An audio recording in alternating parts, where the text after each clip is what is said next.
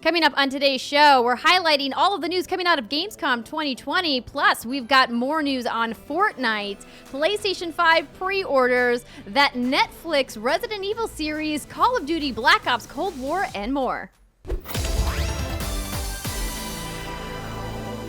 What's good, everybody, and welcome to another episode of the What's Good Games podcast, your source for video game news, commentary, analysis, and funny stuff every Friday. I'm Andrea Renee, joined by Miss Christine Steimer. Hello. And Miss Brittany Brombacher. Yellow. Welcome, ladies, and happy Thursday.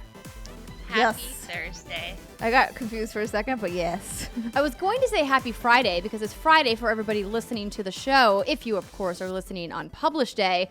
But, you know, it's been a whole week, very busy, lots of things happening for Gamescom Digital, and then all of this news on top of that. We have got so much stuff to get into today. I want to thank today's sponsors. That is Honey, Omaha Steaks, and AT&T 5G, but we'll tell you more about them later. We also have wonderful supporters at patreon.com/whatsgoodgames. This month's August producers are Chewy's Godson, Alex Rigopulos, Faris Attieh, Justin Foshee, Mohammed Mohammed, Marcus Brown, Punkdefied, and Califorunicated. And welcome to our Patreon community, Jeff, Chris Bauer, Oriel Sulis, Jason Luck, Matt Haley, Ricky Alwanger, Julian, the gluten-free gamer, Chris Grant, Kevin Lanez, Mech, Thornlord, and Autumn Greer. Don't forget you can be part of the show by going to patreon.com/whatsgoodgames and submitting your questions when Brittany calls for them every Wednesday. Plus, Britt, there's another way for people to be part of the show. Yeah, they can get their special shout out by leaving us a nice little review on iTunes or whatever else you can leave reviews. I don't know. But thank you to this week's reviews leavers. Brenda115, The Drewsters, The Gun, Hack58, Duck Trancy, Lewis Weist 49, Baby Ass Baby, and Claudia1318 with an exclamation point at the end of it. Thank you so much. Very, very, very kind words left this week. As always, much appreciated. They are. They're just like a nice little surprise in our inbox when we get the notifications when someone leaves a glowing 5-star review. It makes our day. So thank you to everybody who takes the time. But as I mentioned, there is a boatload of news this week, starting with Opening Night Live. So let's get into it. Brittany, you've put together this fantastic little recap, and also kudos and shout outs to One Zombie Kills for joining us on our watch along that you anchored while I ran off to go host some stuff for Twitch Gaming. What'd you think, Britt? First thoughts. Nothing super panty twisting worthy. I am happy that Jeff did come in at the 11th hour and was like, hey, there's not going to be anything super exciting in here. A lot of what you're going to see is going to be stuff that's already been announced. There were a few surprises, but it's kind of hard to keep track over what was really like a world premiere versus just like a retelling or a like reshare of. There, thank you. That's exactly it. Yeah. It definitely felt like there was a lot of trailers just put in almost as filler that didn't feel particularly new at all, which I kind of was surprised at. I was like, maybe just make the show shorter and just make it a little bit punchier. Steimer, what did you think? Did you get to watch the whole thing or just part of it? Didn't get to watch the whole thing. I only got to watch part of it, but I definitely agree, as I always say, editing is your best friend. And you don't build a show to fill time. You build it the other way around. You say what content you have, and then you say that's how long our show is. Yeah, I agree. I did think that there were some superfluous moments. But you have this nice little recap that you've put together from IGN. Of course, IGN was partnered with Jeff Keighley, Opening Night Live, and Gamescom to put together the presentation. Shout out to Sydney Goodman. How great did she look? Everyone in our chat was commenting on how buff her arms looked in that tank top she was wearing. Oh, yeah. She's my fashion icon. It's like she works out a lot. And she posts outfits of the day almost every day. She used to do it every day. We had she's Sid a on busy the show. lady. We haven't. Yeah, we had Sid on the show back when she worked for BuzzFeed Blue. That's right. It's just been so long. It's been a long time. I don't think we've had her back since she's been with IGN, though. She's just a lady about town, always hosting something, doing stuff. Yeah. True that. Gotta get her back on. Agreed. But yeah, so this is pulled via IGN, and obviously we're not going to go over everything because there was a lot. I think it was like 35 games or something. But the highlights. First one is Call of Duty Black Ops Cold War. They just talked about what players can expect. And we just got some interesting information about Call of Duty Black Ops Cold War. And is that later in the show notes? Yeah, so here's the thing. I decided what I wanted to do is we can obviously mention that this was shown. Like, so here's like a little bit of what we saw at the opening night live presentation. Is like a deeper look at Black Ops Cold War. I actually had the pleasure of doing a 90-minute behind closed doors presentation with members of the team from Treyarch and Raven Software, the two primary teams that are working on this, and I have lots of details about that, and that's going to happen in the second block. So the way that we're going to run the show this week, everybody, which I probably should have mentioned at the top, is segment 1 is going to be all about Gamescom opening night live. Segment 2 is going to be all the rest of the news from the week because there's plenty of other stuff to talk about. And then segment 3 will be our hands-on, including Britt's time with Battletoads and Steimer and I's time with the newest class of Outriders, the game coming from People Can Fly. So they showed some stuff with Call of Duty, but I want to hold it because it's a lot to talk about, and I don't want to slow down our Gamescom momentum. Okay, cool. So the next notable thing, I mean, unless you all want to talk about Doom Eternal, the Ancient Ones DLC revealed. I never finished Doom Eternal. I don't think anyone here did. It looks more doomy. Great. Fantastic. Doomier. Bigger. Doomier. Looks doomier. Faster. We saw you are more doomed. More doomed. We saw Dragon Age 4, what's being called by IGN a first look trailer, which I don't really know if it's first look. It wasn't a trailer. It was a dev diary. It was a dev diary. Yeah. So when little friend Casey, I say little friend, when Casey came up on the stream, Andrea and I first like, oh my God, is this where we're getting our Mass Effect trilogy remaster? My heart fluttered for a moment. I was very excited. Casey? Well, I mean, no, not because of Casey, but because like we weren't expecting to hear anything from BioWare. Like there was no hints that BioWare was going to be making an appearance. Yeah. And I think people were maybe having like hype moments of like, is this where they reveal the Mass Effect trilogy, like remaster, remake, whatever they're doing? And I was like, oh my gosh, be still my heart. And then they were like, but Dragon Age, which was also exciting. Yes. It is, yeah. So what we saw were new characters, Bellaria and Darvin, and their voice actors, Ji Young Han and Ike Amadi. And then we saw some underground realm looking thing. And they mentioned a story about, they want to create a story about what happens when you don't have power and when the people in charge don't address the issues in the world. Huh. Sounds a little familiar. Kind of a little too real. Too on the nose. A little too real. And then they showed Egg, and they decided to show the facial animation technology. And they gave him like the most disgusting face ever. He just looked so angry and upset. And when I saw him on stream, I let out some curse words, and I was like, "Fuck you, Egg." The Grey Wardens were in there too. You can tell by their shields. Yeah, I'm so pumped for it. And this game just isn't coming out for so long. Yeah, and I think like that was like the general reaction from a lot of people who are, you know, kind of in the know about it, is that this game has probably at least another 2 years of development if they're still only showing like concept art. But it's probably still, my guess is, again, this is all speculation, but from what I know of development, and I also want to touch on this because people on Twitter were like, why, this game was announced forever ago. How could they just have concept art at this point? And like, I want to point out that it was, I don't know if it was ever super confirmed, but at least rumored to be rebooted around the time of Anthem. So last year, 2019, which I was like, I had to look at that number. I was like, 2019 was last year? Are you sure? Wow. It was a really weird thing to think about. But so if that happened, that means that the game would have moved out of production and back into pre-production.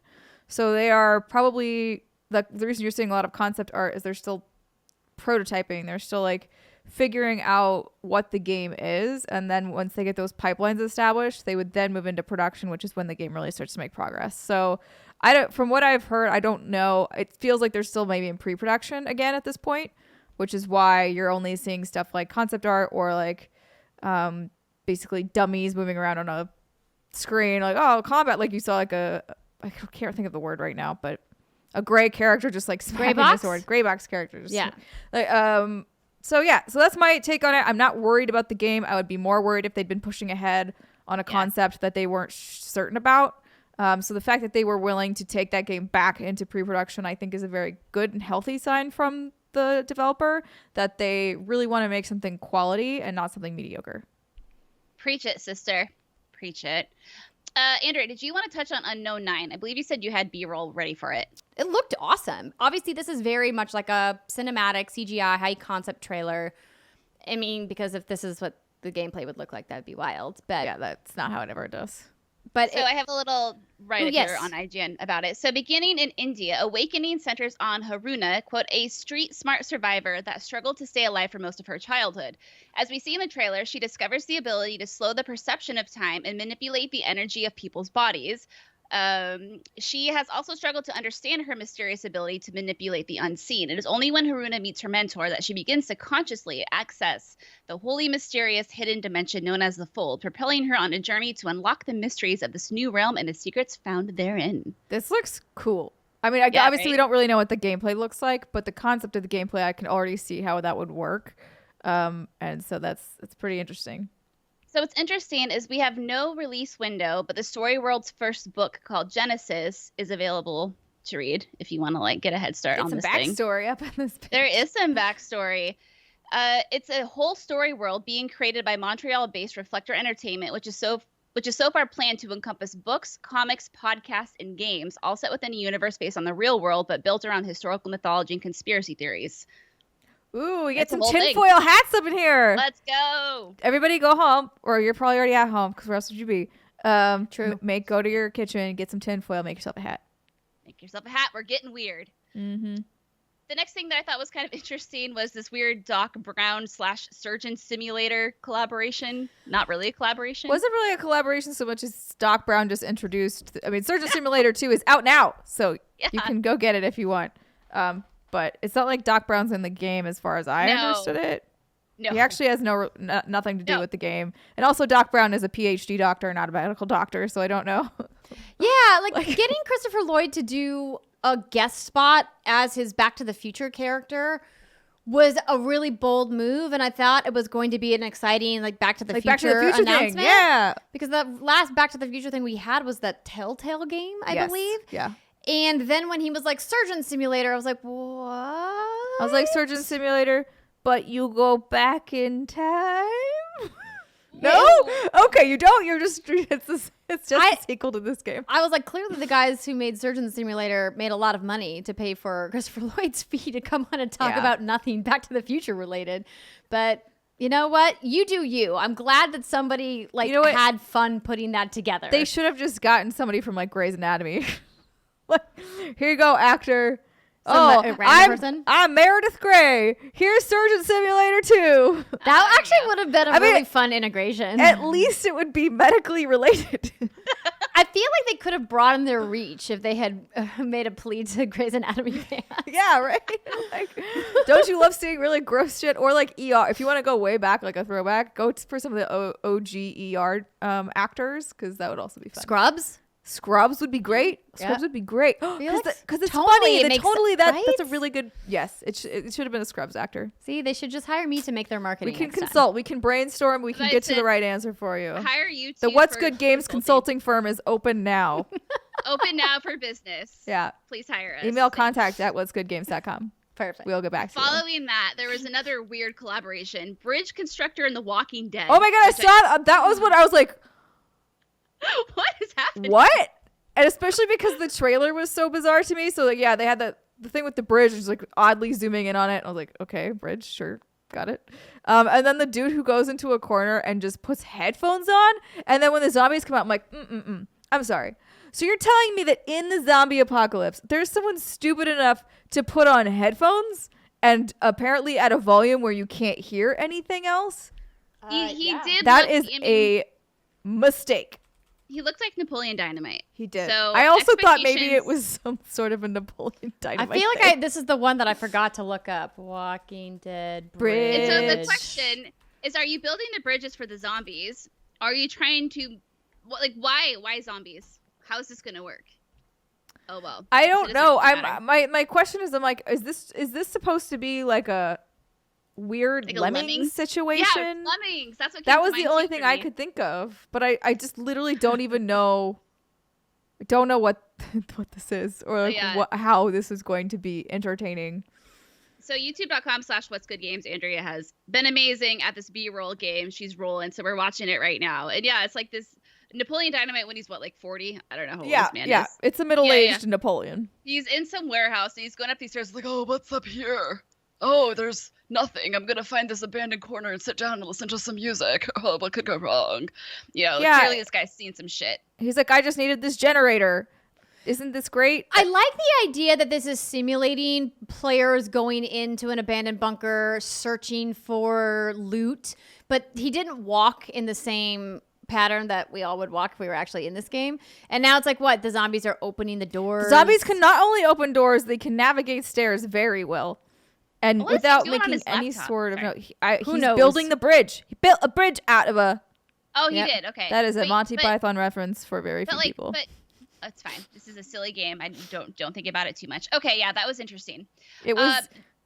This is, I think Gamescom Opening Night Live faltered in a few areas, and I think one of them was this World of Warcraft Shadowlands release date.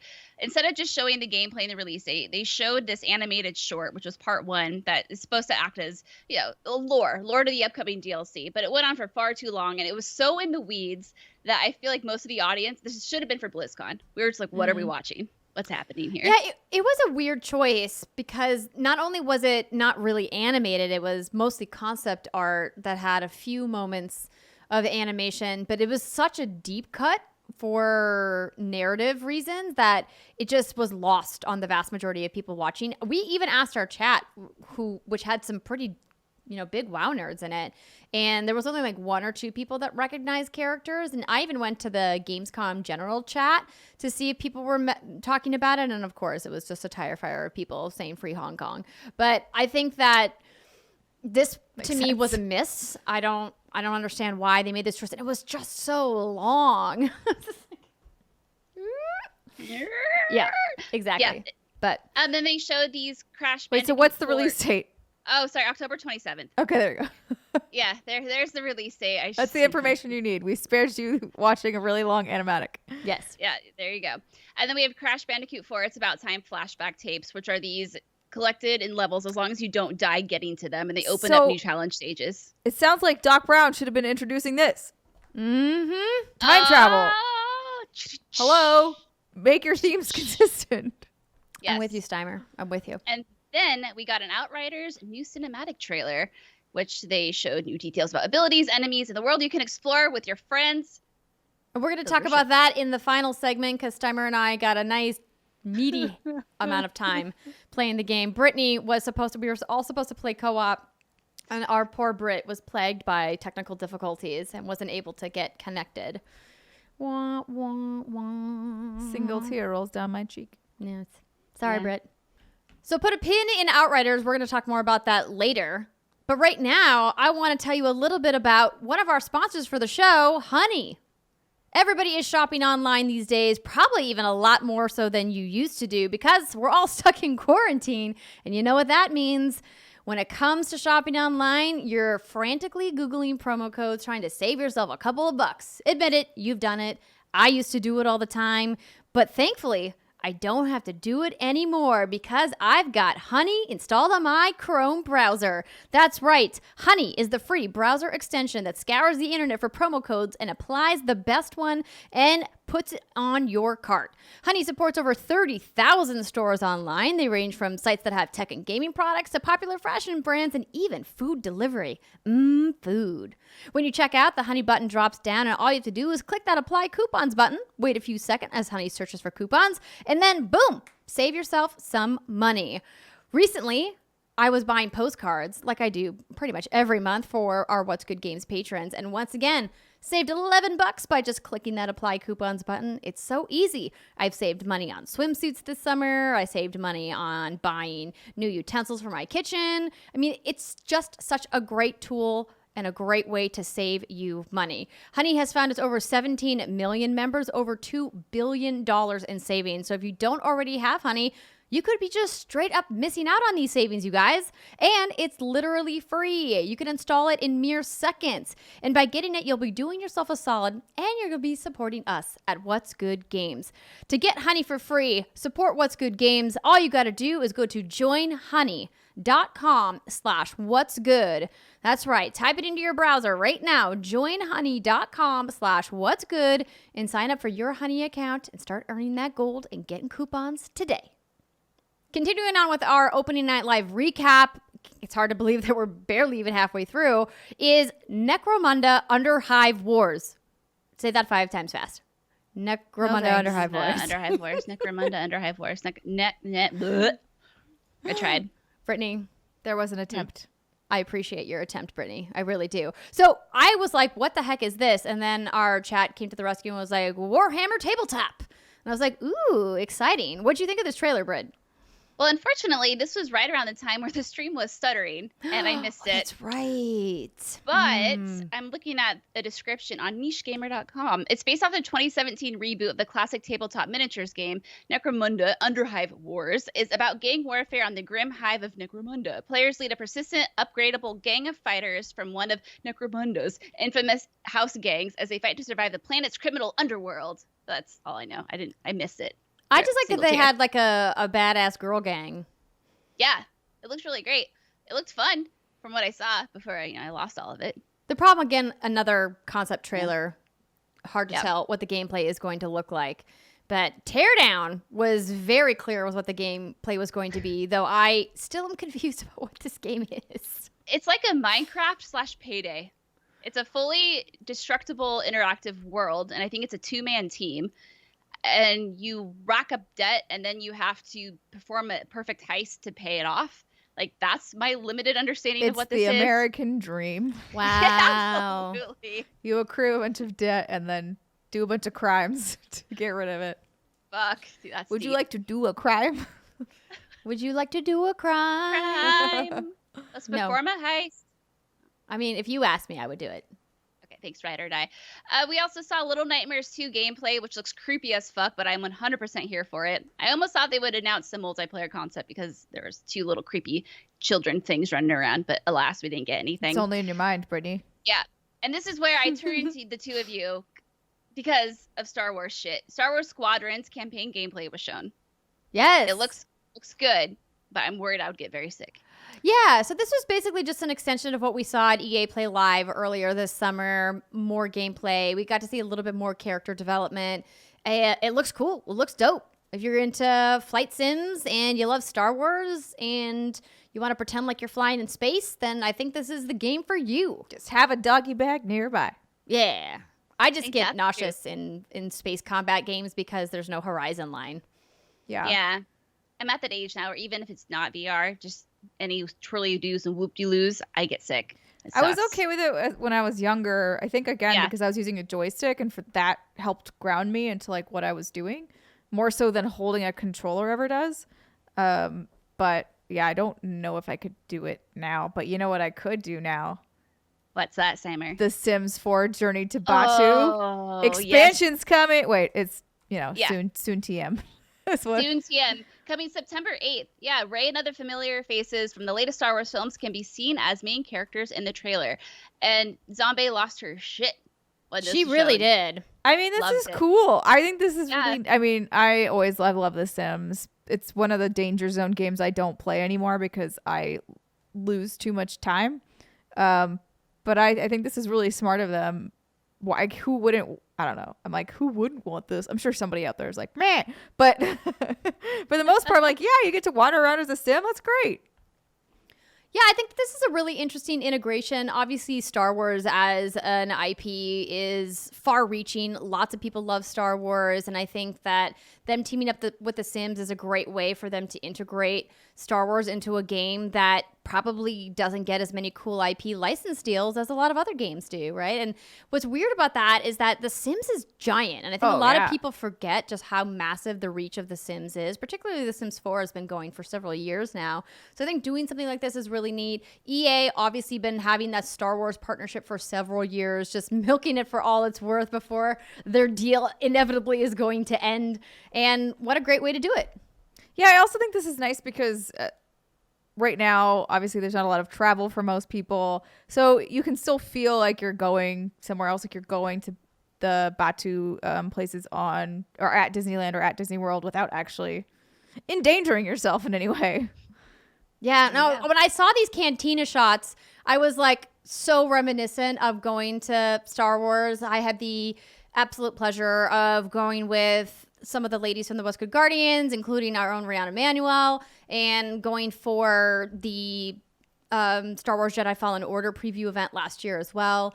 And it just feels so long ago that I saw people in person. That's why when I was talking about the Dragon Age stuff in 2019, I was like, 2019? How? Yeah. What do you mean was last year? Don't understand. Yeah. Rough chuckles. We got one more Star Wars thing. Yes. The final Star Wars. It is the Lego Star Wars, the Skywalker Saga. This is the bummer news, I guess. It was delayed. Well, Yeah. I'm not surprised it's delayed. I mean, what they're doing is very, very ambitious. And we saw this at E3 last year, and they didn't really give a release date. And at that point, I knew that they probably have a lot more work in front of them. And of course, like a lot of studios, TT's been affected by the pandemic and by COVID. And so if they need more time, take more time. But they're doing all 9 Star Wars movies inside this game, which I think is amazing.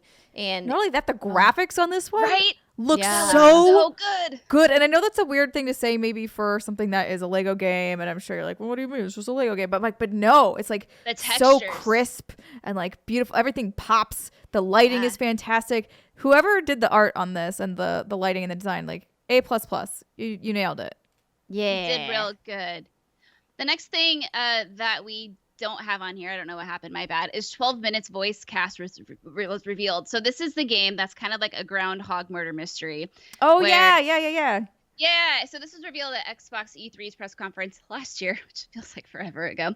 And we got a new trailer for it, and it revealed the cast behind the voices. James McAvoy, Daisy Ridley, and Willem Dafoe will be the actors bringing the characters to life. Nice. You get to listen to them a lot because you A lot. rewind a lot. I still want that release date. It's supposed to come out Also, this another year. thing that Doc Brown would have made sense for. Yes, Steimer. Mm-hmm. That is a good point. Very Yeah, good point. it's Doc Brown. Okay. Doc Brown, why? Why are I you mean, in the we game? can hire him for our show. We don't think we have that budget. Yeah, so he's kind It of would make expensive. just as much sense. Sure, in terms of themes, you're correct that it would be just the same amount of sense. as him with Absolutely, Surgeon Simulator. 100%. Yeah. Moving on to something very cool. Fall Guys 2 season was announced, and it features new levels and costumes with medieval themes. So I have this right up here. It says, as part of the new season, Mediatonic will update Fall Guys with new levels that are inspired by the medieval ages. Naturally, there are new outfits to unlock too, all of which are related to season 2's theme. Wizards, knights, dragons. It's all there. The new Oh my season is starting God. in October. And it also was just announced that it's the The most dragon is really downloaded- cute. Sorry, I didn't mean to Yes, interrupt no, you. no, they're all really, really cute. Fall Guys was also announced as being the most downloaded game ever on PlayStation Plus and has sold 7 million copies on Steam. I love that this game is doing so well. Yay! What an amazing story from Mediatonic. This game that they plan to be a relatively small indie is just exploding. Now, I don't know how I feel about this mechanic that we're seeing on screen with the pulling of the I don't know if you guys caught it where you're pulling the platforms around. I was like, that seems like, here you're going to see it here. I'm like, that seems like rife for griefing. I don't know how I feel That'll about this. be rough chuckles for sure. Yeah, like people moving platforms around to prevent you or help you from moving around. I'm like, nope. I still love the physics of this game when they fall It's over. so It's just good. like so funny to me. Well, Yes. they just look Did you like see- squeaky toys. See the Viking lady with the big old titties? Mm-hmm. Is that our first fall girl? Hey. Oh, I didn't think about that. I mean, they all Hey. could be fall girls. That's I all. just want guys them to give me an knows. option to add eyelashes to my face. Boom. That's all Yeah. it needs. What, I totally Then agree. I can be as femme as I want to be. Mm-hmm. And if other people also want to be femme, then they can be femme too. Just give Anybody us- can wear lashes, bruh. Yeah. Mm-hmm. Could love a good pair of lashes. And then we got Medal of Honor Above and Beyond story trailer. It just was shown alongside a developer interview that touched on some new plot details. To say, this looks real good for a VR game. But Yeah, I I'm didn't very pull the trailer for too. this one because I feel like this is just such a niche title, and I love that Respawn is working on it. I think their pedigree as a first-person shooter studio is, needs no introduction. I think Medal of Honor clearly has a long legacy. It's just I don't get excited. My skirt doesn't get blown up by war shooters. nah, Zombie and I want to make a pact. This is what we said on stream. After this, no more World War II shooters. It's done. We get it. We understand. But let's move on. It's It's never gonna happen. No, They I'm still like, you're hotcakes. definitely still gonna get more. you're World still War gonna II get- There's shooters. a seemingly never-ending appetite for World War II stuff, and I don't get it. But you know what? If it makes you happy, it makes you happy. I want you to be happy, and I don't categorically not like war games, because obviously I'm very excited about what they're doing with Black Ops Cold War. But I think, like you said, World War II specifically just feels like it's been done Feels ad a little nauseum. tired at this point. Yeah. Let it have a nap Yeah. and then fire It's the missiles. therapeutic to shoot Nazis. I will say that. I don't. I think tire that's of probably that why part they of still it. do so That's well. fair. Is right, like especially Wolfenstein was one of the first ones, and everyone's just like, "Hi, I'm living out my Wolfenstein dreams." And finally, it ended with Ratchet and Clank Rift Apart PS5 gameplay, which Yeah. looked so freaking good. Yeah, we got an extended look at it and confirmation that it will be a launch window game. Jeff tried to get some nitty gritty details, but he was not successful. He even tried to find out Surprise. how many characters are in the female Lombax. Is that what they are? I think yes. Lombax. Yeah. Yeah, whatever. How many characters are in her name? And they're like, oh, we are not saying. And Jeff's like, her name's not Abby, is it?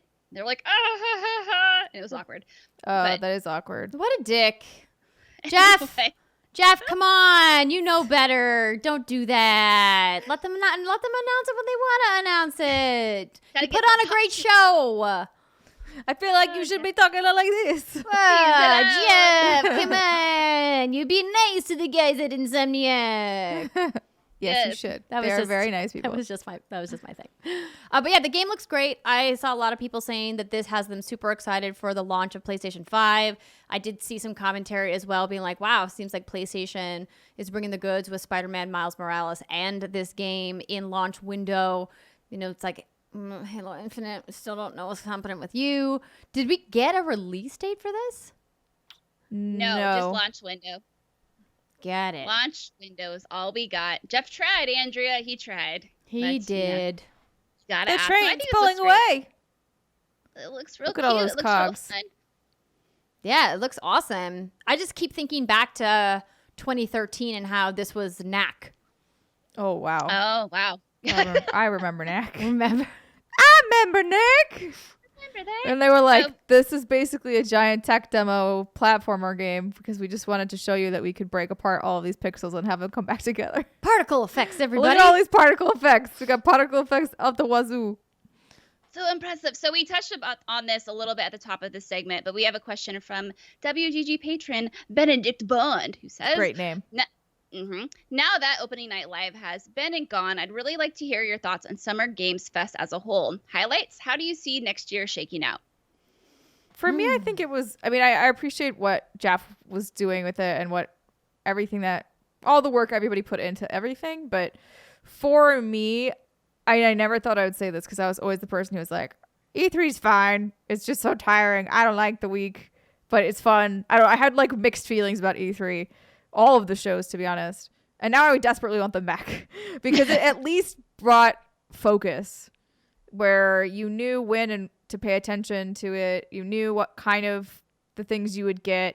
And now it's just so spread out and so sporadic on when something is actually big news versus something smaller that it's just really hard to keep track of. To me, it all washed together. It felt like a very big painting of gray.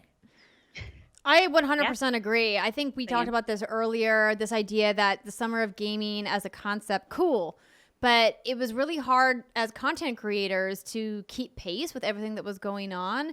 And it just felt like nothing had as big of an impact. And I also I missed the razzle dazzle of E3. I think that E3 is important. I think it's, a way for us to come together. And I think that we've got a lot of really great lessons learned from this summer of gaming and this digital new way of life. And I think that the accessibility of it and being able to broadcast all over the world and give people access is great. But I hope that there can be like a marriage between the con systems of yore and the new digital future, which we will never be able to escape.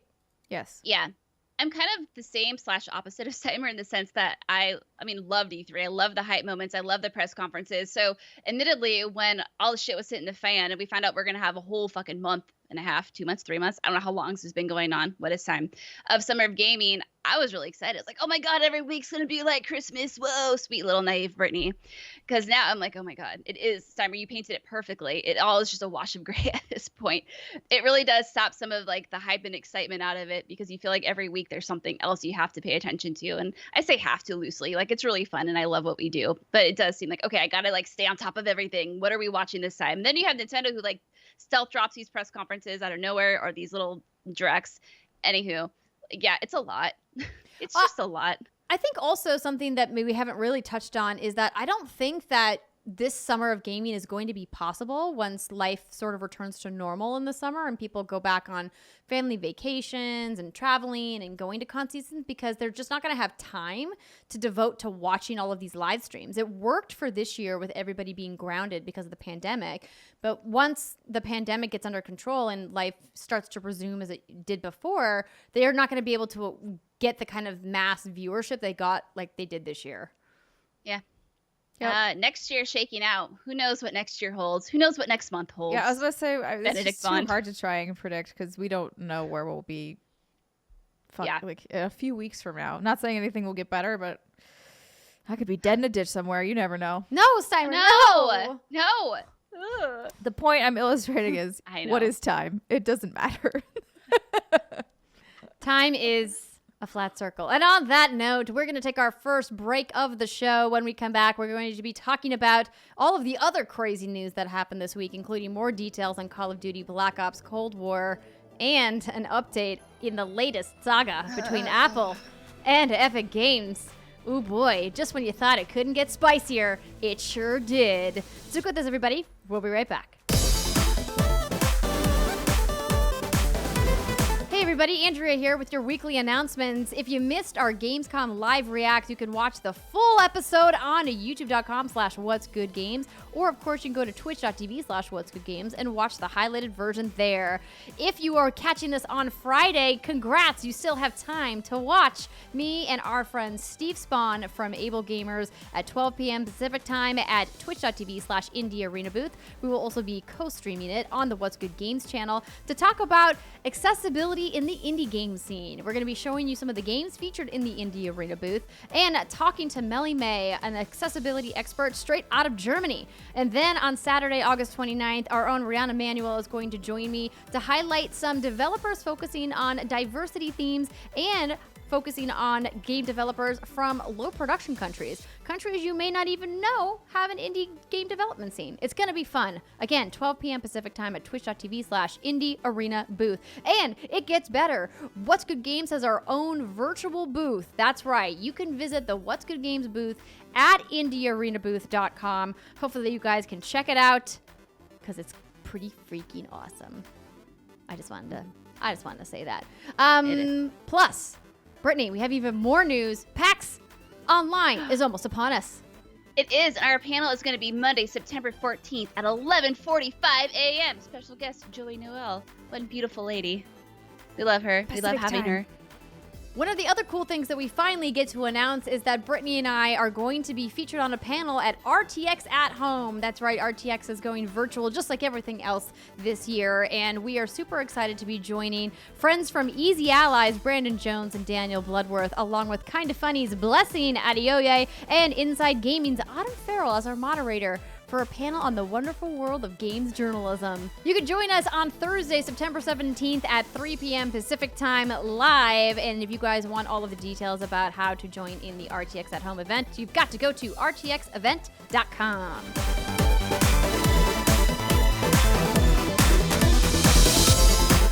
What's good, everybody? Welcome back. It's the second segment of the What's Good Games podcast. This is where we talk about what we've been playing. Psych! Just kidding. We're talking about more news because boy, oh boy, it was a big week chock full of news. But before we get to that, I want to tell you that this segment is brought to you by Omaha Steaks. Summer may be rapidly coming to an end, you guys, but there is still time for grilling, gosh darn it. And boy, do I love grilling meat from Omaha Steaks. Just last week, Steimer and I made some delicious pork loin chops. We did. Without the bone. Steimer helped season them. She put that signature Omaha steak seasoning on there, threw them in the pan, grilled them up. It was Chef's kiss delicious. If you guys want to try some delicious steaks, then all you got to do is go to Omaha Steaks because they deliver guaranteed quality and safety with every order. Every Omaha Steaks order is flash frozen and vacuum sealed and safely delivered in a cooler with dry ice. That means fresher than fresh. And right now, Omaha Steaks is offering a steakhouse grilling package with an exclusive offer just for What's Good Games listeners. If you go to omahasteaks.com and type What's Good into the search bar, this week, Omaha Steaks is going to add 4 burgers and 4 gourmet jumbo franks for free to your order. It's called the Grand Summer Grill Out Package, and it lets you stay home and eat like you're at the best steakhouse in town. Or like you're at my house. We're talking Omaha Steaks, bacon wrapped filet mignon, plus those pork chops we already mentioned, chicken, kielbasa, and more, delivered right to your door. That's smoky sweet bacon, fork tender filet mignon, all for much less than going out to a restaurant. And you don't have to wear pants. It's a win-win, everybody. Visit omahasteaks.com and type What's Good into the search bar to get this offer today. And don't forget, when you order the Grand Summer Grill Out Package, you're going to get those 4 jumbo franks and 4 Omaha Steak burgers to complete your steakhouse experience. Look at that, you guys. It's just all kinds of deals. Deals on deals. Omaha Steak isn't just the best steak, it's the best steak of your life, guaranteed. Visit omahasteaks.com and type What's Good into the search bar to shop the Summer Grill Pack today. omahasteaks.com. What's good in that search bar? Type it up and shop Summer Grill Packs today. Hello, they also give you the dessert. You do not need to go anywhere. You can also have a dessert at your house. What? I think I understood that, actually. She's talking about the apple tart. She does not like it because it's the fruit. She does not like the fruit. I don't like the hot fruit. She does not like You don't want your hot I don't like my fruit to be hot. I like it. I like it a lot. I like it a lot. I like it a lot. I like my fruit to be hot. Yes, please. Oh my god. Okay, let's go. Okay, yep. Woo! All right. All right. Is it a coincidence that this is probably one of the weirdest episodes we've done and we're all sober? We're just tired. This is what tired. Is that what this is? Tired and drunk are the same thing for me. Pretty much, yeah. I mean, Sure. we might attempt to have adult beverages in the final segment, but I wanted to get through as much of the show as possible first. Smart lady. Keeping it on rails. It's been a very long day. Let's talk about this next story. Our next story is all about the PlayStation 5 pre-orders. This was some weird business that just randomly happened this week.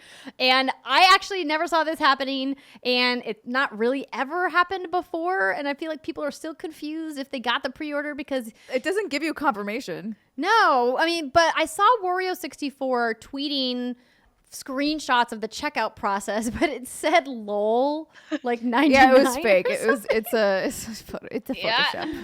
I was just like, what is even Because going on? I did it and I signed up with my gamer tag, but I didn't even get an email to that email. I know I get those emails. I know some people were like, oh no, I put them to my spam folder or whatever. I don't. It comes directly to my email. Yeah. If you're but wondering I what didn't the get fuck anything. we're talking about. Oh yeah, that's a good point. Thanks, Brittany. Back it up. Back it up. I got you. You Let's can do a now little sign time up for- travel. Oh, the Doc Brown. Yeah. Wayne's Okay, World. Brittany, go. Okay. You can now sign up for a PlayStation 5 pre-order without knowing the price. This comes from Eurogamer. This might be an opportunity for only the most dedicated PlayStation fans, but Sony will open pre-orders for the PS5 to a limited number of people, despite the fact we still don't know the price or release date of the console. Invitations for pre-orders are being sent to some PSN users who register through the pre-order site, although those chosen are selected, quote, based on previous interests and PlayStation activities. Those who receive an email invitation will be alerted before pre-orders begin. They'll have a limited amount of time to place an order, and the whole process will work on a first-come, first-served basis. You can't just buy everything either. There are restrictions on how many items you can pre-order, with a limit of 2 on accessories like controllers, and only 1 PS5 console can be bought per PSN ID. It's worth noting this pre-order initiative currently only ships to U.S. addresses, so if you're based in Europe, I'm afraid you'll have to wait longer for the opportunity to place an order. So we have a few questions from What's Good patrons. The first one comes from Gillian Benoit. Benoit. It's French. If you had to speculate how PlayStation is choosing who can pre-order first, what would you say are some factors? And Husbando Challenger wants to know, how many units do we think that they're talking here? Like, how many are they going to open up for pre-order? I honestly don't think that Sony is picking people. I think it's just a lottery system based off who's signing up. Obviously, your PlayStation ID has to have a registered address within the United States to be considered. I think that's clearly a qualifier according to the fine print. But other than that, I don't know why they would have any rhyme or reason. It opens them up to legal action, quite frankly. Yeah, I think the only thing that they would probably do as a check is like, has the thing ID logged in within X amount of time? I don't even know if they're doing that. I mean, maybe. I'm just saying, like, because you wouldn't want people creating new dead accounts to like get, yeah, like dummy accounts. Yeah, dummy accounts to like buy the pre-orders and then sell them on the black market. So I feel like there's got to have to be some sort of gaming activity on the account to prove that it's quote unquote real. And that would be, I think, what the system check there is.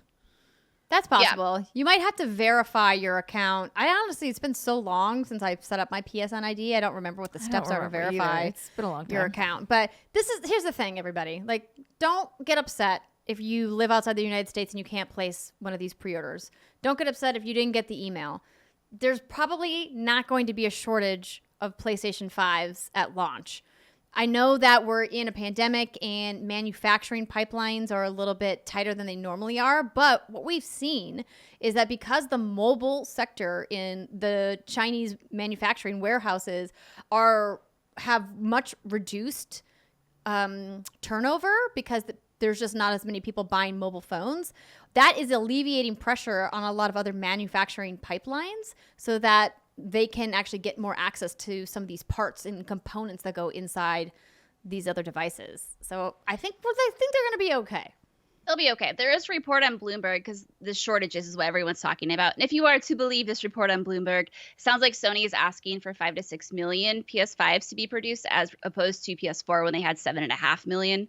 So it's not like this huge shortage. And if you look, only 2 million PS4 units were sold worldwide in the first 2 weeks of sales. So, I mean, like, I think we'll be able to get a PlayStation 5 just fine. Yeah. I think we'll be good.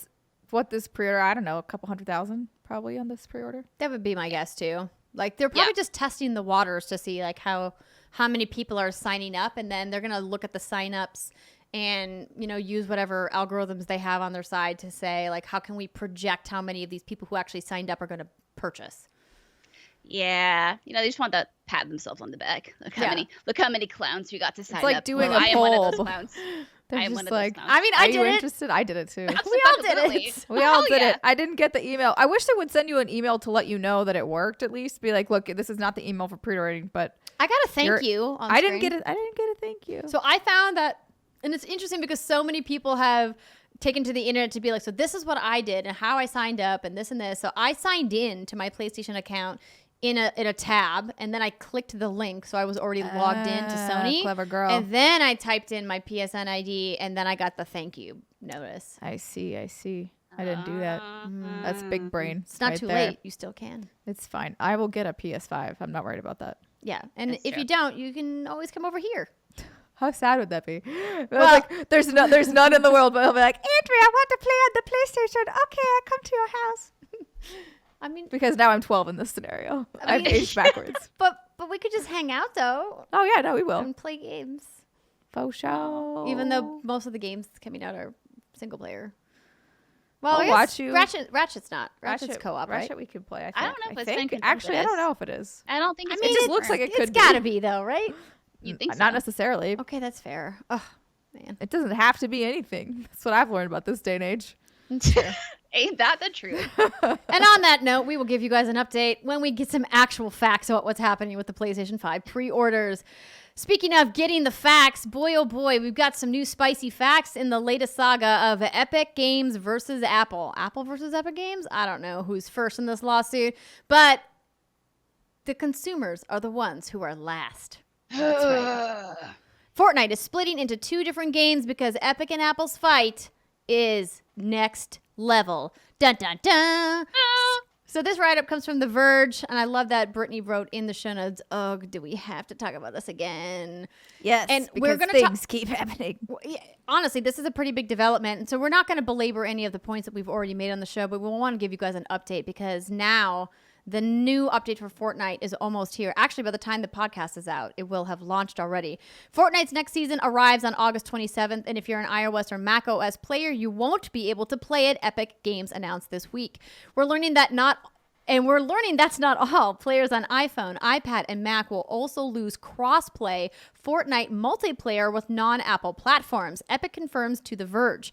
And that means players on Apple platforms will be stuck with the current version of Fortnite, and they'll only be able to play with one another. Essentially, the legal fight with Apple will, in short order, split Fortnite into two.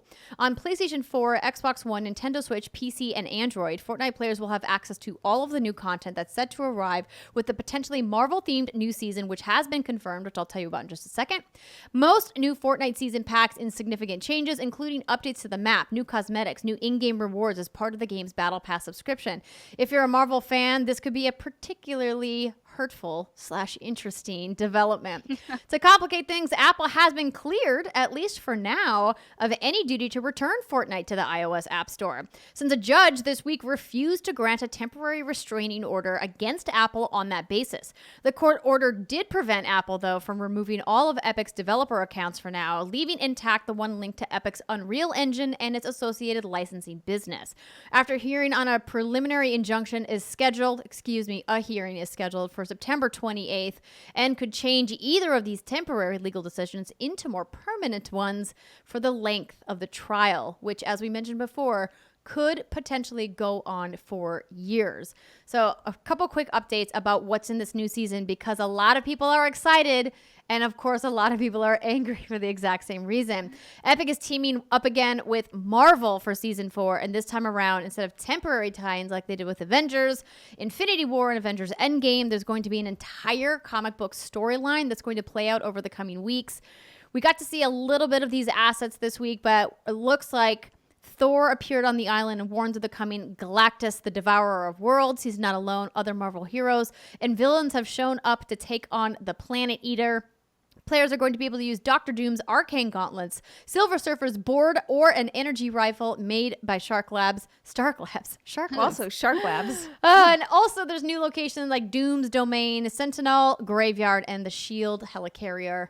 This is a really cool content pack, and I feel like it's extra shitty of Epic to have picked their fight right now.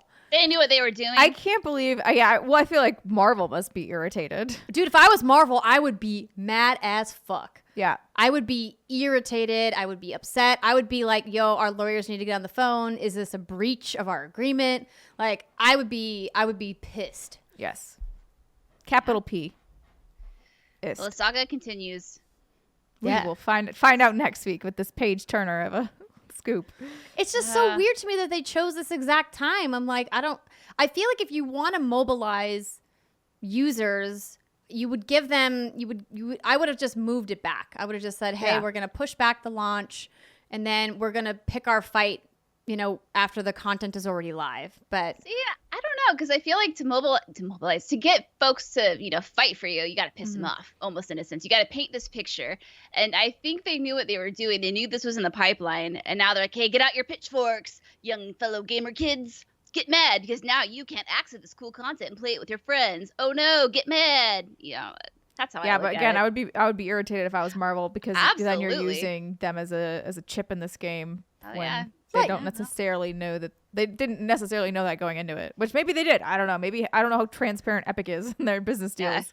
Watch Marvel issues a statement against Apple in the coming weeks. Yeah, it's just gonna be like everybody hates Apple. The pile on continues. It would have been an interesting wrinkle, though, if Epic had waited until Apple announced the new iPhone, which they traditionally do in the month of September, to say, hey, we're going to pull this now, and then did their little ad, their 1-for-1 ad of theirs. Yeah, I feel like you could have maybe made a even bigger statement by saying, hey, look at all the people that are no longer going to put pre-orders in for their new Apple devices because they're now going to go to Android or whatever other device. But I just feel like it's such a weird move in a pandemic year when people are already down. It's like, did you really need to pick this fight right now? Like, was this the right time, really, of all the things that are happening in the world? Anyway, I'm done talking about it. All right. Well, then we got something else to talk about. We do. It's the Black Ops Black Ops, but this time in the Cold War. Call of Duty, Black Ops Cold War, and Warzone will share Battle Pass progression. Yeah. So yeah, I don't know where this story comes to us from. Okay, I kind of threw you into the deep end there. You Steimer. did. I was like, what's happening here? Okay, so here's what's going on. I can read a story as the best of any of them, but that's a lot of information. Yeah, so let's not put the cart before the horse. I'm showing you guys some of the trailer that was shown during opening night live. Of course, we had a leak and then a confirmation and then a trailer and then another trailer. And we got a bunch of details about Call of Duty Black Ops Cold War, which is the official name of the next game, being co-developed by Treyarch and Raven Software. Obviously set in the 80s, it is a direct sequel to the original Black Ops. We're going to get some fan favorite characters back, which you guys can see here, like Woods and Mason.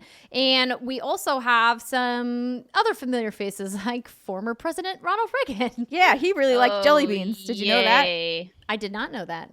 Oh. It's all over the Jelly Belly factory. Well, it's not over, but I learned that on the Jelly Belly factory tour that I went on a very long time ago.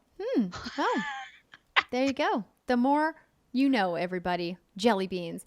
Well, the game looks amazing. Obviously, Activision known for putting a lot of money into the development of the Call of Duty franchise. The animation looks awesome from everything we've seen so far in this trailer. And I had the privilege of seeing a behind closed doors presentation with Activision and several members of the team that I took some extensive notes on. So while we're watching the last of this trailer, let me see if I can find my notes here.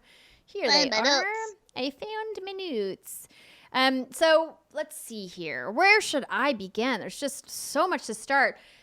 Essentially, if you guys have missed all of the details about what makes this campaign different, it's taking Call of Duty in a direction we haven't really seen them go before. And by that, I mean they're giving player choice in the campaign, and they haven't really ever done that before. And so we are going to be seeing players have the option to play out missions in a variety of different ways. They're adding this map mechanic that allows you to kind of strategize almost in like a Hitman kind of way about how you want to take the mission on. If you want to be more, espionage focused and go in a little bit stealthier, or if you want to like kick the door down and go in with your like machine gun. That's what Brittany gonna do. I mean, that's like the Call of Duty way in a lot of these games. Obviously, Modern Warfare was a big departure last year, and I think that they took a much more serious tone. But Treyarch and the Black Ops franchise, as part of Call of Duty's umbrella, has always been more action focused instead of trying to do more kind of deep and meaningfuls about what's happening in war. I think back to some of the previous Black Ops campaigns and kind of how fun and over the top they were. And obviously with Black Ops 4, we didn't get a campaign, and I'm really excited about what they're doing this time around. So one of the things that I, got to hear the team talk about was the kind of focus of what it is. And so they said, you're going to go face to face with real historical figures in the game. They are calling it a globe-trotting experience, meaning you're going to visit a bunch of different countries. So I got to see a mission in Vietnam, which I thought was really interesting. There's also missions in Europe, in Central America, in the United States, of course. And there was one other place that you're going to be going that I wrote down somewhere in my notes. Here it is. 1981, Asia, Europe, North America, and Latin America is what is going to be. And what I thought was also really great is that they teamed up with David Goyer. And if you guys aren't familiar with that name, he wrote on some really big movies like Terminator, The Dark Knight, and he also helped write as part of the original Black Ops story. Blops. Blops. Flops. Blops. COD Blops was still one of my favorite acronyms. Yeah, I love it. That's what I mean. I literally called this COD Blops. Yes. I yes, called you the did. document COD Blops. But it was really interesting getting to talk to the team. And what I loved about their presentation is that they put such a big emphasis on all of the things that they're doing to keep their team safe in the pandemic and how they are working with all of their remote teams. And they showed us this really cool vignette from their voice director about how she was working with their voice actors remotely and how they did mocap by having the actors like place the marker dots on their face and they sent them suits and they recorded in their living rooms. And I was like, dude, that's awesome. Insane. And one of the actors even made his own prop gun, which I thought was really cool. Out of what? I don't know what he made it out of, but Toilet it looked paper tubes. Oh my goodness. maybe.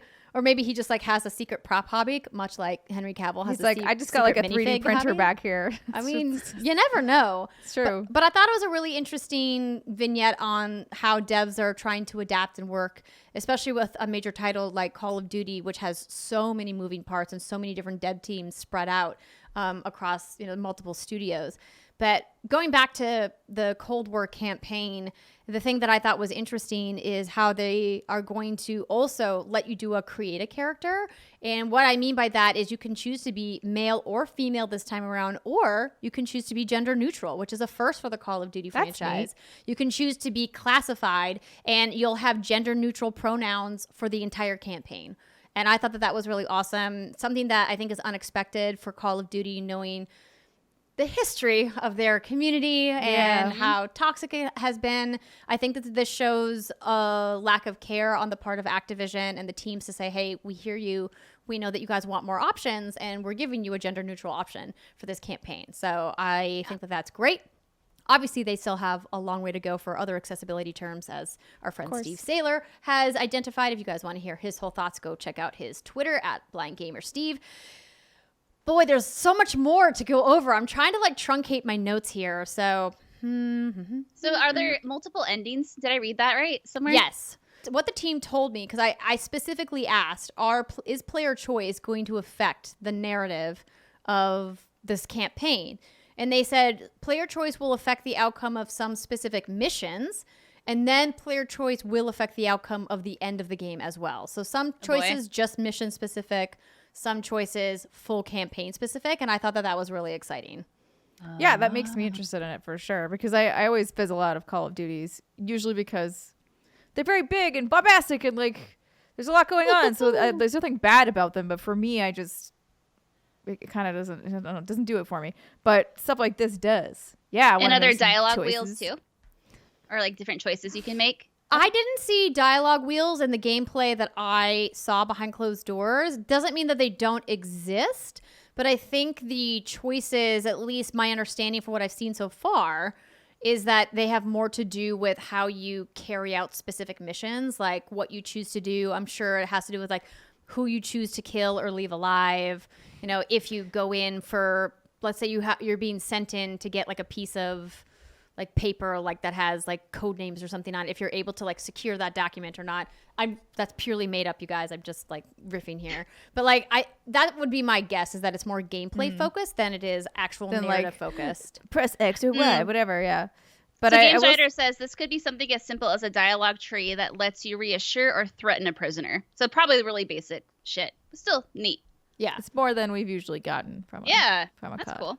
Yeah, I'm excited for this. Absolutely. Cool. So one of the other quotes they said, this is not the history you know, it's the history you think you know, which I thought was interesting. And then Dan Bunting from the Treyarch team said it wasn't ripped from the headlines. It was about reading between the lines. And I like that kind of play on words, in the sense that Black Ops has always kind of been more about subterfuge than some of the other Call of Duties, and they're really leaning into that this time around. And I think it's particularly poignant right now and where we're at in the general state of the world. So certainly very cool. Every time President Reagan comes up, you need to eat a fistful of jelly beans. Or eat a fistful of your fist's face. Or that. I don't know why you just got really aggressive there. One thing I did want to mention was that we heard extensively at this event from Dan Vondrack, who is the creative director at Raven Software. So a lot of people associate Black Ops, obviously, with Treyarch, which they should. But Raven has a much bigger role this time around, which I thought was really interesting. And so I asked the question, would it be accurate to say that Raven is leading the campaign and Treyarch is leading multiplayer?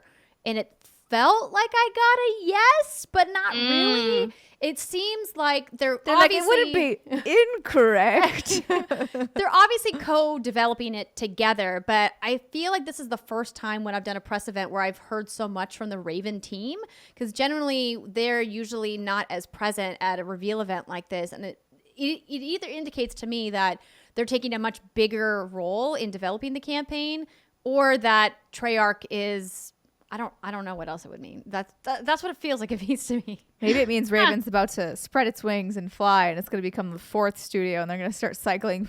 Oh, snap. Steimer. I mean, they do have Warzone in the mix, which, speaking of which, they did confirm this week, because this leads into the headline that you read, that Warzone progression and your Call of Duty progression are going to be linked. So over on Eurogamer, they write that if you were fretting about having to abandon your Warzone progress for the next Call of Duty, here's a surprise. Black Ops Cold War will share progression with Warzone, including Battle Pass progression, and many of your current unlocks will carry across. What do you mean that Activision made a consumer-friendly decision?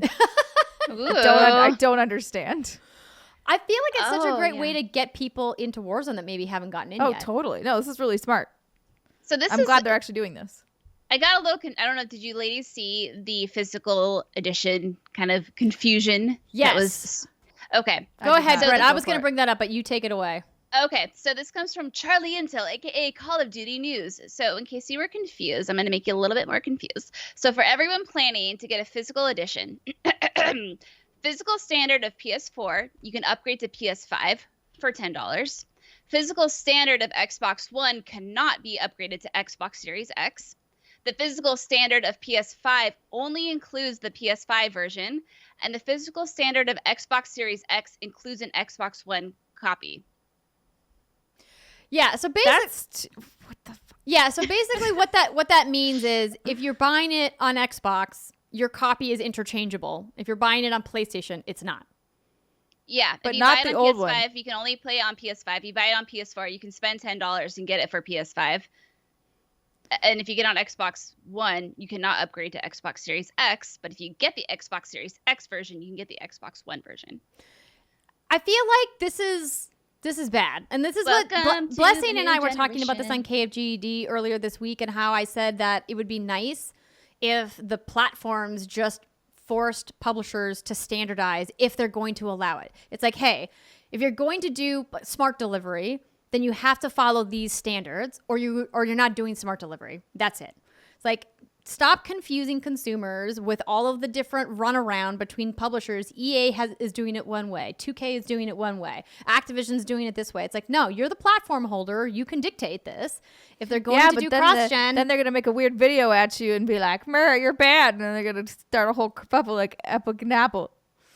I mean, maybe. But I when you have Xbox so publicly saying we want developers to make games cross-buy and for smart delivery, then you should put your money where your mouth is and either force them to standardize it or say you don't have to offer it. Like, so that was Blessing's point. He was like, well, not every developer can offer it. I go, yeah, no, I get that. I don't think that every developer should have to offer cross-gen, but I think the ones that are going to, especially the ones that can't afford it, like Activision, 2K, and EA, that it's not that hard for them to just say, yo, if you buy it for PS4, you get it for PS5. You buy it for Xbox One, you get it for Series X. Boom, you get done. a car. And you get a car. Everyone gets a car. Yeah, it's a thing. It's going to be some weird uncharted territory, ladies, but we'll get through it together. Yeah, pretty much. Basically, it's like if you want to play these games on your new system, you should just buy them on the new system at launch. Yep, pretty much. Don't say. Gee, golly gosh. Yeah. It's the whole thing. But I'm trying to make sure we didn't miss anything else from the Battle Pass progression system. Oh, it says on top of this, Warzone players will still have access to Modern Warfare content that they earned previously, like operators and weapon blueprints. It seems that the link is to a shared Battle Pass system between Warzone and Cold War, which will unlock post-launch content with a, quote, unified progression across both games. This will take a similar approach to the way the Battle Pass currently works in Warzone, with base weapons, customization items, and more. Cool. Which, BT Dubs, thing we didn't mention at the beginning of this was, it was pretty freaking cool that Call of Duty decided to announce Black Ops Cold War inside Warzone, which happened earlier this week. It was an in-game event. Clearly them trying to take a stab at what Fortnite is doing with their in-game events. Right. I thought it was cool. I thought it was an interesting way to do it. They did a lot of weird stuff with this game, sending projectors to people, sending slides to people. Oh, well, you got your game out. You did the announcement. Yeah. And we're going to get the multiplayer reveal on September 9th. Yay! Nice. Speaking of nice. Brittany. Oh yeah, sorry. Do you want to read about the Nintendo Mini Direct? Nintendo Mini. I will. Yes, I will. So here's everything announced in today's Nintendo Direct Mini. And by today, I think this was Tuesday. Was this Tuesday or Wednesday? Who can say? It happened sometime this week. It happened sometime this week. This comes from Eurogamer. So this afternoon saw the surprise release of a new Nintendo Direct Mini partner showcase video focusing on various upcoming third-party games headed to Nintendo Switch. Of course, this means no Nintendo-developed games, though it shouldn't be too long now. Who fucking knows at this point? Instead, the video stars a smattering of announcements from other publishers. The headline reveal was Puyo Puyo Tetris 2, which is coming to Nintendo Switch and other platforms in December. It features a 4-player online mode, new campaign, and a fresh skill battle mode with new power-ups. The Rhythm Action Kingdom Hearts Melody of Memory was showcased, specifically a Nintendo Switch exclusive mode called Free For All, which lets you play in local multiplayer with up to 8 players overall. Keeping with the musical theme, Harmonix Fuser is headed to Switch this autumn, while Tatsujin Rhythmic Adventure Pack features 2 games from the popular Taiko Drum series and over 130 songs in its due this winter. Ubisoft's Just Dance 2021 returns with another 40 tracks, including Dua Lipa's Dua Don't Start- Lipa! Of course I don't. If not from the 90s or 2000, man. If like you the heard last her week. songs, you would probably know the would. songs. Yeah. Okay. And Twice's Feels Special. It launches for Switch on November 12th. Also worth noting, it's not coming to the Wii for the first time. Rip Wii, you had a really good run. Collection of Saga Final Fantasy Legend brings together the first 3 Game Boy titles in the series to commemorate. Thank you. I don't know what just happened there. The tongue just like swelled in my mouth and it was like, commemorate. I felt like I was reading someone's name. To do that with the series 30th anniversary. It arrives December 15th. Big Rumble Boxing Creed Champions features Rocky-style training montages and an underdog becoming champion story, which is due in spring 2021. Other upcoming Switch games include Jump Force Deluxe Edition, August 28th, Final Fantasy Crystal Chronicles Remastered Edition, the 27th of August, which I'm very excited about. The retail version of Minecraft Dungeons, September 8th, and Captain Tsubasa Rise of the New Champions, August 28th. That is an arcade soccer game, which looks pretty darn cute. If you're wondering. So here Nintendo doing their thing where I get it on one hand. You don't want to say like, hey, Nintendo Direct Mini coming tomorrow. Get hyped. Whoa. Because people will get hyped. They'll start foaming at the mouths and then this will happen and then they'll get disappointed. So they did what they always do, which is stealth drop a fucking Direct. Here's some stuff. It's been almost a year since we've gotten our last real Nintendo Direct. And we talked about this on the Monday show, Andrea. We sure Jeffy did. Grubbs was like, hey, it's happening. And here it is. It happened. There you go. Nothing. But it wasn't on Friday the 28th, Grubbs. Yeah, Grubbs. Get your That's shit true. together. It was not, because that's the day you're listening to this show. It's true. Yeah, it's another thing. Hopefully we'll get something soon. The rumors, if you're going to believe rumors, we will get something soon. But I'm not going to let myself down again, Andrea and Steimer. I'm not going to do it. Don't let yourself You're not going to do it. But you know what I'm going to do? What? I'm going to build you up, baby girl. Yeah, I'm going to let you get real hype.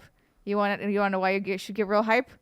I'm Resident getting Evil fucked. TV series officially a go at Netflix. This comes to us from The Hollywood Reporter. Following months of development and an extensive search for a showrunner, Netflix has officially ordered 8 episodes of a Resident Evil TV series. Supernatural co-showrunner Andrew Dabb. Sorry. I love it. Oversee the series for Netflix and producers Constantine Film. Wait, his name is Constantine Film? That's weird. Dabb is expected to turn his attention to Resident Evil after wrapping the delayed final season of the CW's iconic drama Supernatural, which recently resumed production following a months-long shutdown. Quote, Resident Evil is my favorite game of all time, Dabb said. I'm incredibly excited to tell a new chapter in this amazing story and bring the first ever Resident Evil series to Netflix members around the world. For every type of Resident Evil fan, including those joining us for the first time, the series will be complete with a lot of old friends and some things, bloodthirsty, insane things people have never seen before. Dabb will serve as writer and showrunner and will executive produce alongside Constantine Films' Robert Quasar and I almost said Olivier Oliver, much easier name, Bourbon and Mary Lee Sutton. Bronwyn Hughes, The Walking Dead, will also executive produce and direct the first 2 episodes. The Netflix series will tell its new story across 2 timelines. The first, 14-year-old sisters Jade and Billy Wesker are moving to a new Raccoon City, a manufactured corporate town forced on them right as adolescence is in full swing. But the more time they spend there, the more they come to realize that the town is more than it seems, and their father may be concealing dark secrets. Secrets that could destroy the world. The second more than a decade into the future sees less than 15 million people left on Earth, and more than 6 billion monsters, people and animals infected with the T virus. Jade, now 30, struggles to survive in this new world while the secrets from her past about her sister, her father, and herself continue to haunt her. Okay. Yeah. So a lot to break down here. I think this is great. I think, hey, I understand people wanting to jump to the pessimistic conclusion of, oh, this is going to suck. They're going to fuck it all up. But clearly this is an alternate universe because Wesker, the only child Wesker has in the video games is Jake, and he is in Resident Evil 6. And that's like a whole story in itself. And here's the thing, friends. We know Wesker fucks. We know he gets a lot of ass. So the fact that he has 2 kids in here isn't super surprising to me.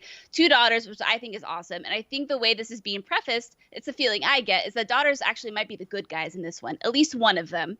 Because Jade, now 30, struggles to survive while the secrets from her past about her sister, her father, and herself continue to haunt her. Maybe she has a moral compass, unlike that asshole Wesker. So I think that's an interesting twist. And I think this is a cool way to me, that makes it sound like her sister was like, because they're twins. Like there was some weird freaky deaky experiments going on them. So like Jade maybe got out. Yeah. Speaking of twins, Daniel Hull writes in at patreon.com/whatsgoodgames and says, which evil twin sister will be the more evil twin sister in the Netflix Resident Evil series? I mean, I feel like it has to be Billy, right? Because it says the show focuses on Jade and Billy. Jade. Yeah, and then it says Jade now 30 struggles. And Jade now 30 is struggling with the other. So, or plot twist, it is Jade. And then but you don't know until later when they start revealing all the backstory. And Billy, poor Billy, is probably just what do you call it? Collateral, not collateral. There's a word I'm looking for.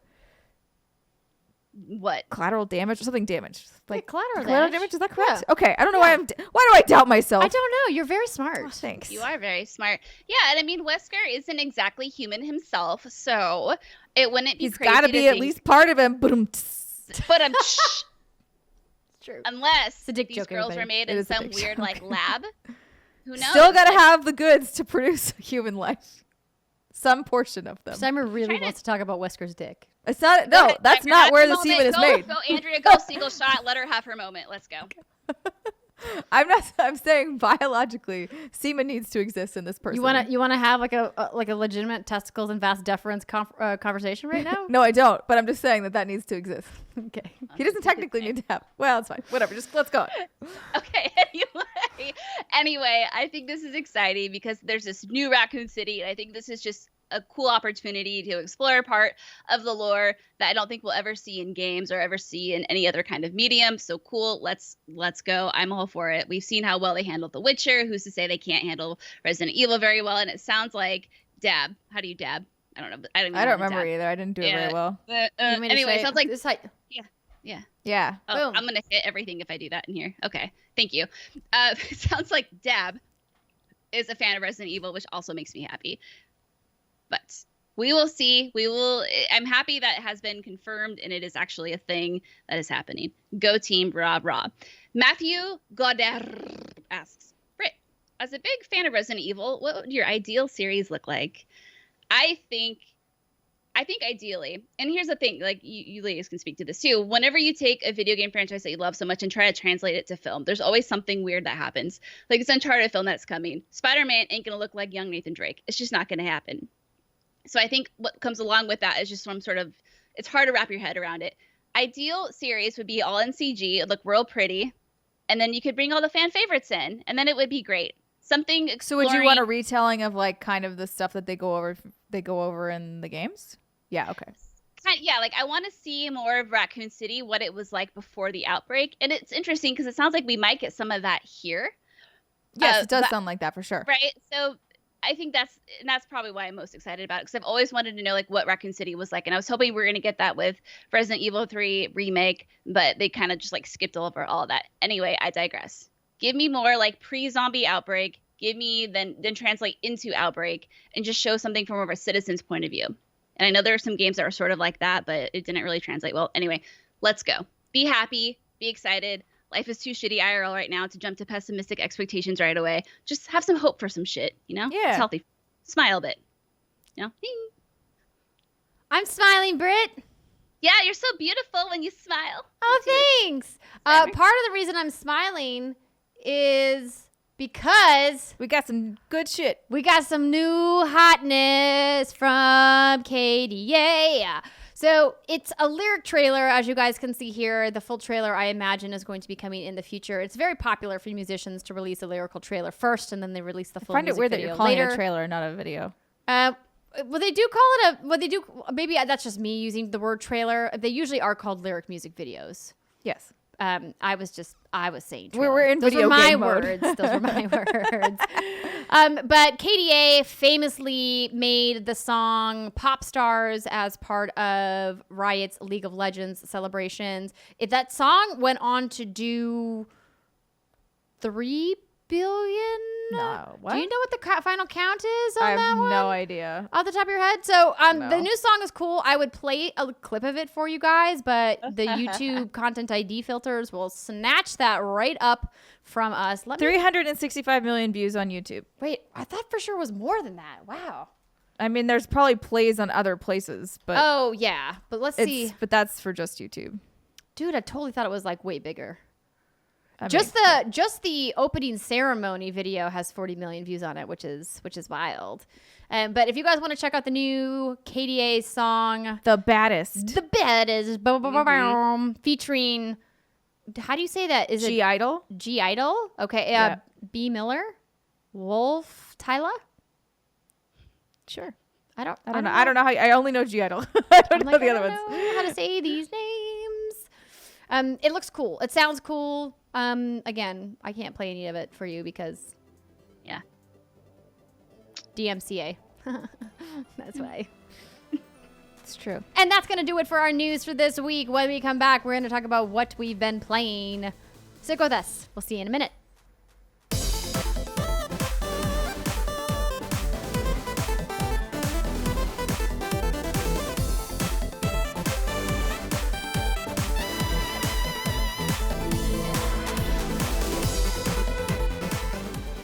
Welcome back, everybody. It's the final segment of the What's Good Games podcast, and this is where we talk about what we've been playing. And this week, it's brought to you by AT&T 5G. So this is a really cool partnership that I'm excited to tell you guys about. Rooster Teeth is joining forces with Samsung and AT&T 5G to kick things off for the upcoming RTX at-home virtual event. We are creating a Ruby outdoor mural that you can add art to from home using the Mark Augmented Reality app. Just download the Mark app, that's M-A-R-K, and start creating your own Ruby art starting September 5th through September 7th. Each night, fan designs will be projected on the mural wall, and you could see yours come to life on social media. If you're on the AT&T 5G network at home, you can access Plus mode through the Mark app, so you will get the highest res video and crystal clear images to explore on the app. Check out the Samsung Galaxy Note 20 Ultra 5G powered by AT&T 5G.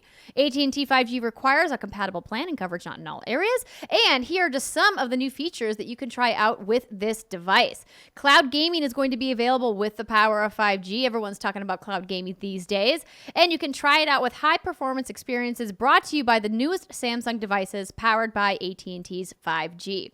The Galaxy Note 20 Ultra 5G also has a 120 Hz adaptive display that automatically adjusts the refresh rate according to the content that you are viewing, which is pretty cool. And it's got an intelligent battery that optimizes for your gameplay. Between 5G support, Wi-Fi optimization, and the advanced processor, you get a smooth gaming experience with virtually no lag. Check out the S Pen and Samsung Notes to create your own works of art. Head on over to att.com/Galaxy Note 20 Ultra 5G to learn how you can get the Samsung Galaxy Note 20 5G for free, or the Galaxy Note 20 5G Ultra for $299.99 for a limited time. Brittany, I would love to hear about your time with Battletoads. Battletoads are toads that battle. Yeah, so I admittedly going into Battletoads. First of all, thank you, Xbox, for the review code. Much appreciated. I had a good time with my little battling toads. Also available on Xbox Game Pass. Just want to It throw is. that out there. Absolutely. Or you can pay $19.99 for it. But why do that when you can get it on Game Pass? It's true. Science and math, it's a thing. Yeah, so I wasn't quite sure what to expect. Typically, brawlers, beat 'em ups, and games that are notoriously as hard as Battletoads aren't my jam. But I will say I had a very fun time. Jason and I played through it co-op. This game supports up to 3 players, local co-op only, so there is no online co-op supported. And I think part of that is because of the difficulty options. They were very nice. So you have Tadpole, which is like your baby-ass baby mode. You have Toad, which is the level we played on. And then you have Battletoad. And so the difficulty options, I think, are pretty self-explanatory. Enemy health, your health, the enemy damage, etc. But what's great about Tadpole in Toad mode is that after so many deaths, you can activate invincibility on a certain checkpoint. So if you are like getting your ass handed to you and you're like, this sucks, and you die about 5 times, I found 4 to 5 times, you will get the option to enable invincibility. You can do it or you can turn it off if you want to, have a real challenge and whatnot. But yeah, I found that it was actually not too challenging once you kind of get the hang of what works and what doesn't work. And there's a lot of combat that I'm not going to go too much into the weeds of, but it's your typical Y, X, and A, I think, are the ones I'm looking for, that do your, little like punch and kicks and whatnot. And then you have a dodge button. You have a bubblegum spit option, which is really helpful because you spit and it slows down the enemies, which is like so great. And we found out if you just spit bubblegum on bitches and you dodge around, chances are you'll survive to see another day. And what's great about it, too, is when you're playing with just 2 people, and you always have that third Toad in reserve. So you have Rash, Pimple, and Sits, which is just fucking hilarious.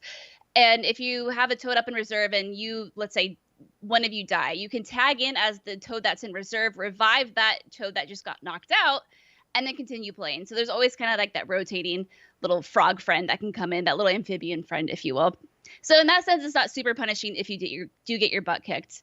What was interesting about this game, and I guess what I wasn't super expecting, are just the level of mini games that are in here. Maybe this is something that's been a staple of the Battletoads games since like the 90s when they first came out, but there were so many different things that you could do in it. There are the turbo bike missions where you are essentially, it's like a racing platformer, I guess is what you would call it. There's a vertical scrolling shooter, a la like the Raiden series. There were some weird platforming grinding levels where you're kind of essentially, think of like the Donkey Kong minecart levels where you're just like grinding on some stuff. There was a lot of that. In fact, the entire Act 3, I feel like, and there were 8 stages in Act 3, was nothing but mini games in that sense. Well, I don't know if you can really call them mini games. They were levels, but they weren't brawling and beat 'em ups. And worth noting that we finished the game in 4.5 hours, so it's very short.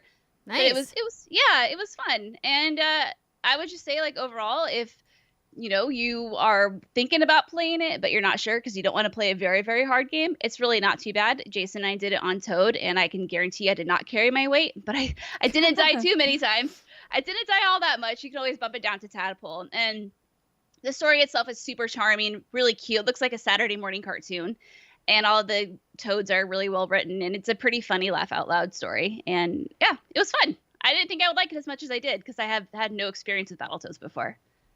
But I played it and I liked it. That's awesome. Yeah. I know that there's a really big kind of cult following for Battletoads. It's been around for ages. And thank you to Xbox for sending us over those really cool custom gift packs.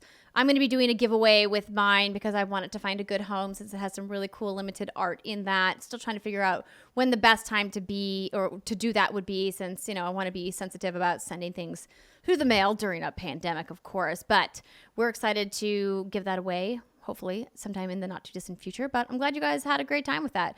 I was playing online with Reed during our Halo stream the other day, and we saw you and Jason logging in, and I was like, they're playing something together. Wonder what we were actually trying to play Wasteland 3 is what we were trying to play. Oh, yeah, that just came out.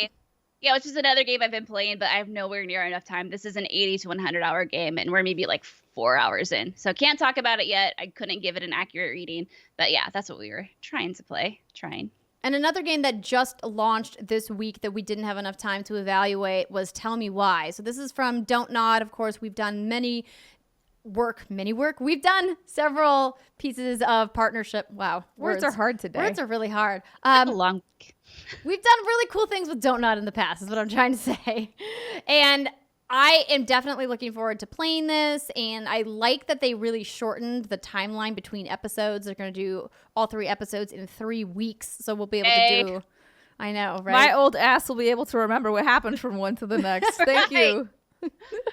And we will be doing a spoiler cast eventually, but I'm excited to see how that's going, and want to give a shout out and congratulations to Rihanna, who is working on that title. I know she's been busting her butt to get that game out the door with the rest of the team at Xbox and of course the team at Don't Nod. So congrats, and I hope that people like it. It won an award at Gamescom, won the Xbox award for Gamescom 2020. So congrats to their team.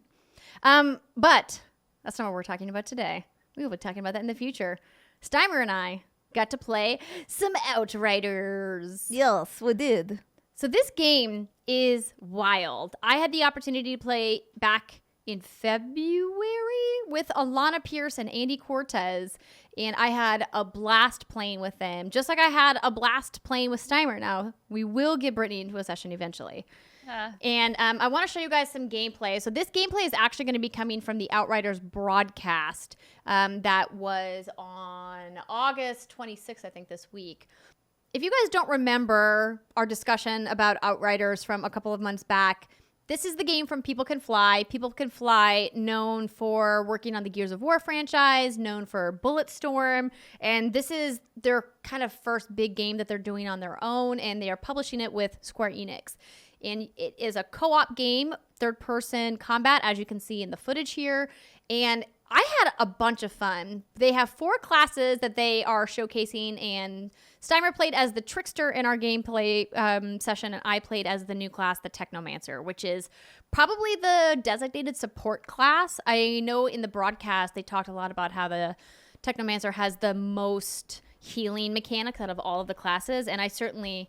You healed me a lot. I feel like I came to your rescue a couple times. You definitely did, because I mean, I was still getting, first of all, comfortable with the game, and then also when you're playing something over a streaming service, it takes a minute to get used to, because it's not quite obviously the same as if you're playing it yourself, or not. You know what I mean? If you're playing it on the TV directly, in person, right? Yes.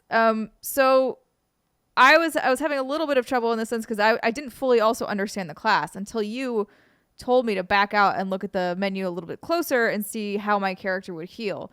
So the Trickster, he really heals. I don't remember the specifics of it, but basically what you want to do as it is get up really close, shoot a bunch of people. As you're doing damage to them, you're getting healed. And then you need to kind of bounce out quickly because you are squishy and you will die, as I learned a lot. And so, yeah, so Andrea, as the Technomancer, came to my rescue a few times with her heal ability that I don't remember what the range on it was, but it seemed to be pretty good. It was there was no range limit, which is why it was so cool. Okay, yeah, that's why. So what's interesting about the way that Outriders is putting their character classes together is that each one has a unique healing mechanic. So it's not like you just pick up like health pods or potions or whatever and you can heal. Each class has a unique ability. So in Steimer's class, like she mentioned, she has to kill enemies within close range to get healing to regenerate. Yeah. Oh. And in my class, I had to, I believe, kill enemies that had a status effect on them in order, or maybe it was just I had to kill enemies and it didn't matter if I was close or not because I'm more of a support character. But you have these interchangeable skills, and at the bottom of the screen you can see the 3 skills in the middle of the HUD there. So you had one map to left button, one to right button, and then if you hit both the bumpers at the same time, it activated a 3rd skill, and you can assign whatever skills you want to about bumpers, which I thought was nice. And I had about 6 or 7 different skills I could choose from. And one of those skills was a healing ability that if I had it refresh, I could hit that button and it would heal all of my teammates for 30% of their health, no matter where they were on the map. And it became so handy because what I think is really fun about this style of gameplay is it's kind of marrying the cover shooting mechanics of a game like The Division with a more intensive combat focus like you get from Gears. So I think that, I mean, maybe Gears isn't even the right, because I don't want to... Gears is also like a cover shooter too. It is, but I feel like at least in Gears there are some really good melee moments, like with the shotgun or with the chainsaw gun, the Lancer. I thought you were going to go Destiny with it, because I feel like it's more of a marrying of like a Destiny and a cover shooter. I can see some of that. And I think when we were talking about RPG progression, I agree with you there. There's definitely a lot of things about the loot menu that made me think of Destiny. And Also, the powers for me was what I was. the powers were different, were interesting, and I think that the individual powers associated with each class definitely make it feel a little bit more like Destiny, but I think the powers are just much more varied in Outriders. Oh, totally. Yes. I definitely think Outriders takes that sort of concept and expands upon them. Expands upon it. Words are hard today.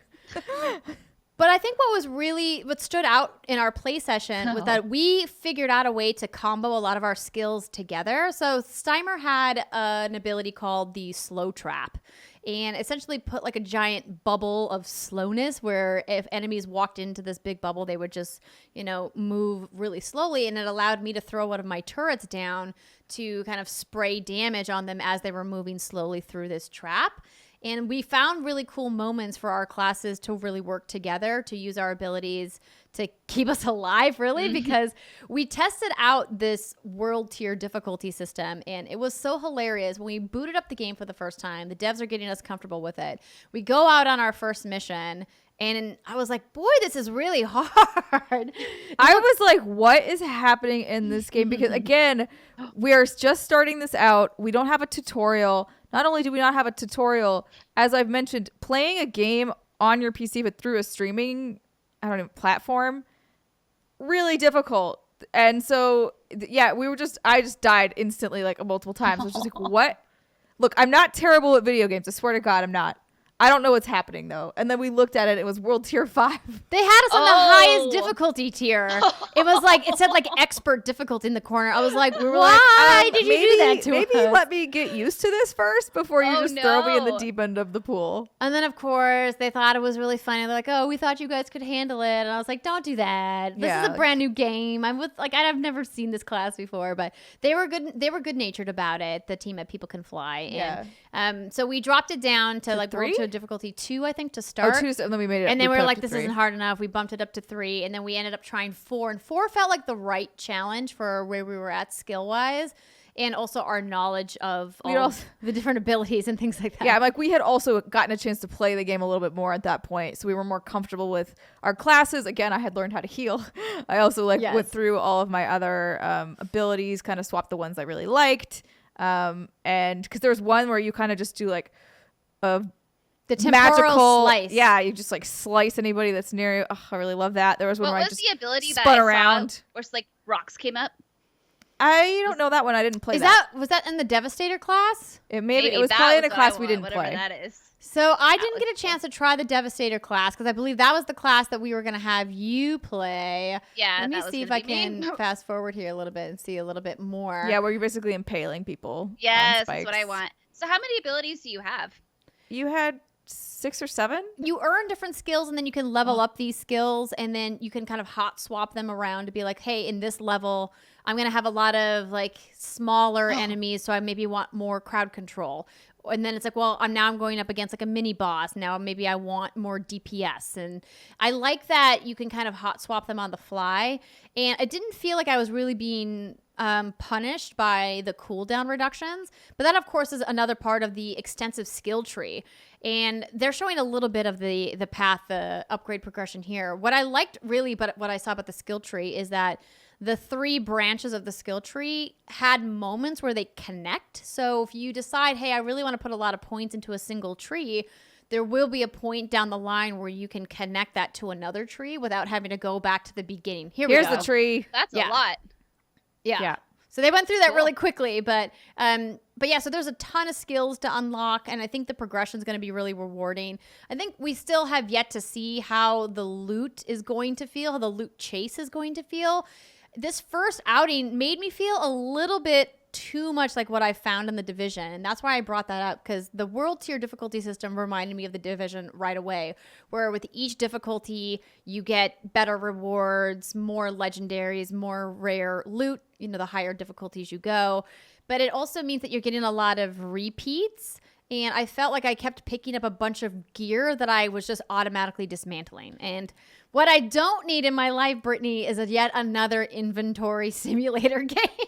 Yeah, I think the trouble was for the demo, they had given us equipment that ended up being better than the best anything equipment we got we could have found, which was like a definite mistake on their part.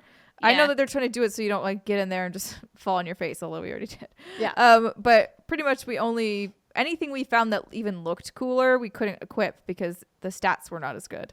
And we obviously, you need the stats in this over looking pretty. But there were some cool pieces of armor that we found where I was like, ooh, I could really see this being a cool set and like making your character look really neat. So I like that there were customization options. But for where we were at, even when we bumped it up to 4, not all of the loot was stuff. And I'm like, I don't know if that's because they were intending for everybody to play on 5, which seems very ambitious. That's crazy. But it did kind of suck to not really get a feel for the natural progression of this game and how the loot cycle will actually feel. Yeah. So did you guys? Oh, Sorry, go ahead. I was gonna switch gears and ask if you got to see any story. A little bit. I do want to just like end cap that gear conversation by reminding people that balancing and gear leveling is obviously still under development. The things that we saw are probably not final, which is why I said I want to see where they go with the loot progression. But for what we saw, it didn't feel as compelling as I really wanted it to. But it's also probably because they're holding all of the good stuff for, player discovery, right? When it comes to narrative, like the overarching narrative was my biggest complaint when I saw this game back in February after their reveal. So it just felt like a very generic sci-fi story. There's a weird energy called the anomaly, and if you touch it, it makes you this mutant outrider, and you get all of these abilities. And everybody asks you for favors. You're called an altered, I think is the name. Yes, yeah. And then you're kind of superhuman because obviously you have all these cool elemental abilities and you can protect people and you're on this planet. It's not post-apocalyptic, but kind of because it's like a Mad Max feel. Yeah, it's got a Mad Max vibe with a mashup of some of the stuff from Anthem, with a mashup of some of the stuff from Destiny and some of the stuff from Mass Effect. And it's just like, it kind of feels like they've cherry-picked some of these narrative moments and none of it feels compelling yet. Yeah, I feel like we definitely didn't get a good enough bite of that to really feel like it's interesting. I will agree. It just felt, I was like, okay, it seems like generic sci-fi tale as of right now, which again, we didn't get to see a ton of it. So it's possible it will take some interesting twists and turns. For right now, I think I am mostly intrigued by the co-op gameplay of this. The powers were very fun and very satisfying. And I think teaming up with friends and just doing shit like impaling people or that was a temporal swipe. Yeah. Like doing stuff like that will be really fun with your friends. Yeah. I'm watching this. And remember when we saw this, Steimer, you and I in February watching Andrea's gameplay, we left that saying like, we don't know what it is, but we are not like super stoked about it. Something about it. I mean, it reads slightly. It does read generic, but the powers are the most interesting thing about it to me. So now that you've played, you're more intrigued with the powers and. The powers were fun. I really liked. Again, I didn't get to play all of the classes, but I really liked the trickster that I got.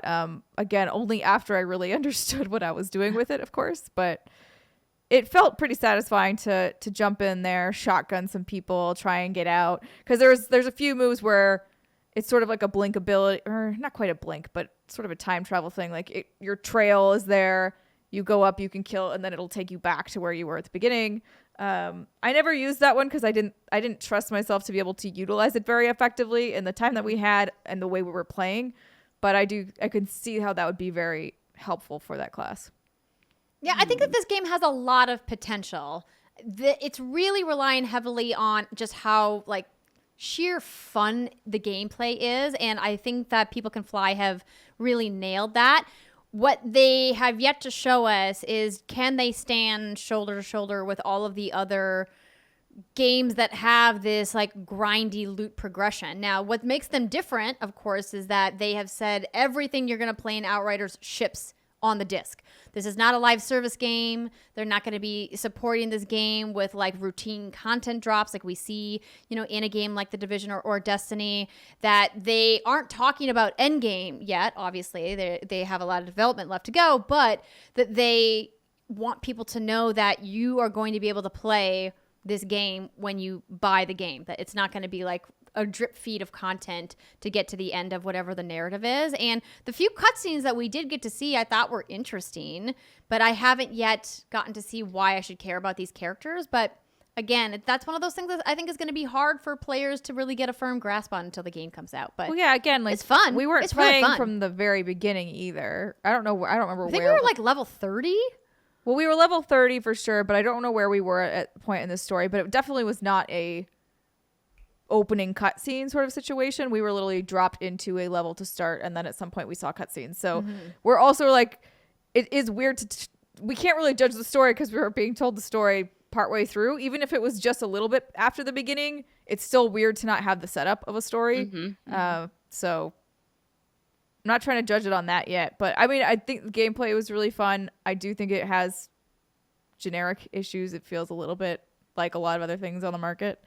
But if they can find something unique about them that they can really market, they could have an interesting thing on their hands. Yeah, absolutely. I mean, like my final thought was that it just doesn't feel next gen to me. It feels very current gen, and it doesn't even necessarily feel like at the end of current gen. It feels like this is the game we would have gotten in the middle of the PlayStation 4 and the Xbox One life cycle. And Steimer very accurately reminded me that People Can Fly is not a giant team. You know, like this feels almost like a AA game versus a AAA game. Yes. And I think that they have clearly stretched what their team is capable of to make it feel more AAA. But I would really encourage people to tailor their expectations going in, that you're not going to get a game that's going to knock your socks off with the graphics or with like really innovative new gameplay, but you are going to get a super fun game that so far had some pretty good polish when it came to combat. Yes. Yeah, the combat was very fun. All right. That's and that's helpful. probably what you're looking for if you're interested in Yeah. a game like this. Yeah. I think. I mean, combat looks fun, but I haven't seen anything. We're like, oh, I'm so excited to play this. I mean, granted, impaling bitches looks really great. That Yes. little move from the Devastator, but other than that, I'm like, okay, it looks kind of brown. I think that this is something that we would have a lot of fun playing together. Yeah. Okay. Cool. It is Yeah. a very That's helpful. it is a very muddy palette. I will say that. Yeah. Muddy palette. Well, hopefully we'll get to see more from Outriders in the future. If you guys want to learn more, of course, you can get details on all of the Outriders broadcasts over on their YouTube channel. That is where all of the footage came from that we saw in this segment today. And thank you to Square Enix for inviting us, and to the People Can Fly team for helping us with all the technical challenges of running an event virtually. We know just how difficult it is, so we really appreciate all of the work the dev team did to try to get us all hooked up playing together. Yes. Yeah. So patient. Such nice people. Spent an hour and a half trying to get that thing done. Tried everything you could think of. But alas, were very nice. happens. Sometimes it just won't work. Yep. And then you got to hang up your hat and go, you know what? I'm done now. Just like we are with Another this day. episode. Oh, segue. Thanks for hanging out with us, everybody. We hope you appreciated the show. We've got lots more streams happening this week, as I mentioned in the announcements. And we've got a special announcement about some spooky content that's happening on What's Good Games in the future. Maybe you know what it is. Maybe you don't. It's my candy corn review show. Yeah, Steimer, you didn't have to spoil it, okay? Sorry. Listen, I was trying to keep it a secret. Sorry. Oh, by the way, thanks the dude for sending that candy corn necklace. Very fun. Very fun. And on that note, we are going to leave. Have a great rest of your weekend, everybody. Goodbye.